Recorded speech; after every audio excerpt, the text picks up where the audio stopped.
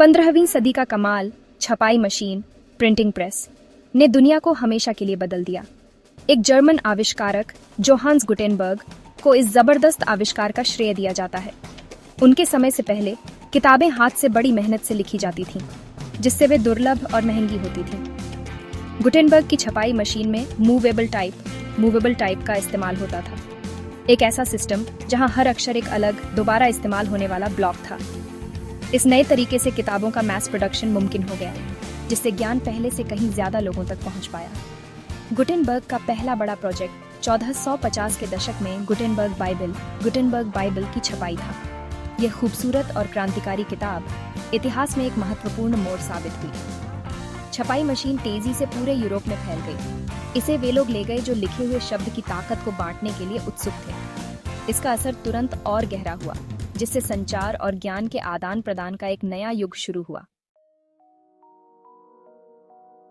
छपाई मशीन की सफलता की कुंजी मूवेबल टाइप था।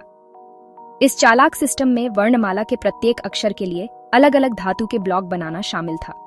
इन ब्लॉकों को शब्दों, वाक्यों और पूरे पृष्ठों को बनाने के लिए व्यवस्थित और पुनर्व्यवस्थित किया जा सकता था। एक बार एक पृष्ठ छप जाने के बाद ब्लॉकों को आसानी से अलग किया जा सकता था और नए टेक्स्ट बनाने के लिए फिर से इस्तेमाल किया जा सकता था। यह सिस्टम किताब बनाने के पिछले तरीकों की तुलना में बहुत ज्यादा कुशल था।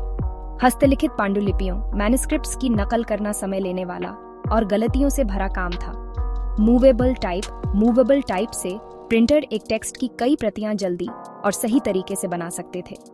छपाई मशीन की गति और कुशलता ने पहले कभी न देखे गए पैमाने पर किताबों का उत्पादन संभव बनाया, जिससे मुद्रित सामग्रियों की उपलब्धता में वृद्धि हुई।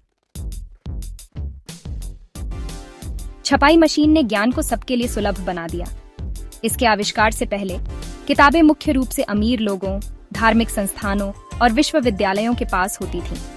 किताबों के मैस प्रोडक्शन से उनकी कीमत में काफी कमी आई, जिससे वे समाज के एक बड़े हिस्से के लिए सस्ती हो गईं। अब हर वर्ग के लोग किताबें रख सकते थे और पढ़ सकते थे, जिससे एक ज्यादा जानकार और शिक्षित आबादी का निर्माण हुआ। साक्षरता का प्रसार छपाई मशीन का एक और महत्वपूर्ण परिणाम था।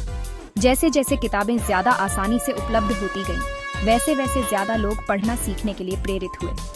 इससे साक्षरता दर में वृद्धि हुई, जिससे व्यक्तियों को सशक्त बनाया गया और समुदायों में बदलाव आया। छपाई मशीन ने भौगोलिक सीमाओं के पार विचारों और सूचनाओं के आदान प्रदान को सुगम बनाया, जिससे लोगों को पहले जैसा कभी नहीं हुआ था वैसा जोड़ा गया। भाग 4, दिमाग का एक पुनर्जागरण, शिक्षा और ज्ञानोदय। छपाई मशीन ने पुनर्जागरण रेनेसांस में एक महत्वपूर्ण भूमिका निभाई, जो यूरोप में महान बौद्धिक और कलात्मक उत्कर्ष का काल था। मुद्रित पुस्तकों की उपलब्धता ने पुनर्जागरण के विचारकों को शास्त्रीय ग्रंथों को फिर से खोजने और अपने विचारों को व्यापक दर्शकों के साथ साझा करने की अनुमति दी। छपाई मशीन मानवतावादी विचारों को फैलाने, पारंपरिक अधिकारियों को चुनौती देने और आलोचनात्मक सोच को बढ़ावा देने का एक शक्तिशाली उपकरण बन गई। 16वीं शताब्दी के यूरोप में एक प्रमुख धार्मिक आंदोलन, सुधार रिफॉर्मेशन, भी छपाई मशीन के साथ गहराई से जुड़ा हुआ था। मार्टिन लूथर के 95 सिद्धांत 95 थीसिस, जिसने सुधार की शुरुआत की, छपाई मशीन की बदौलत पूरे यूरोप में तेजी से फैल गए। धार्मिक सुधारकों ने अपने विचारों को फैलाने और कैथोलिक चर्च के अधिकार को चुनौती देने के लिए छपाई मशीन का इस्तेमाल किया, जिससे व्यापक धार्मिक बहस और परिवर्तन हुए। भाग 5, इतिहास को आकार देना, सुधार से क्रांति तक। छपाई मशीन का प्रभाव यूरोप से कहीं आगे तक फैला। जैसे जैसे यूरोपीय शक्तियों ने दुनिया के अन्य हिस्सों की खोज और उपनिवेश किया, वे अपने साथ छपाई मशीन लाए। ये तकनीक एशिया, अफ्रीका और अमेरिका में फैल गई, जहां इसने स्थानीय संस्कृतियों और समाजों को आकार देने में महत्वपूर्ण भूमिका निभाई। छपाई मशीन ने धार्मिक ग्रंथों, साहित्यिक कार्यों और वैज्ञानिक ज्ञान के अनुवाद को सुगम बनाया, जिससे सांस्कृतिक आदान प्रदान और समझ को बढ़ावा मिला। आज के डिजिटल युग में भी छपाई मशीन की विरासत बनी हुई है। बड़े पैमाने पर उत्पादन और सूचना साझाकरण के सिद्धांत, जिन्हें इसने आगे बढ़ाया, हमारी दुनिया को आकार देते रहते हैं। छपाई मशीन मानव सरलता और समाजों को बदलने की उसकी शक्ति का प्रमाण है।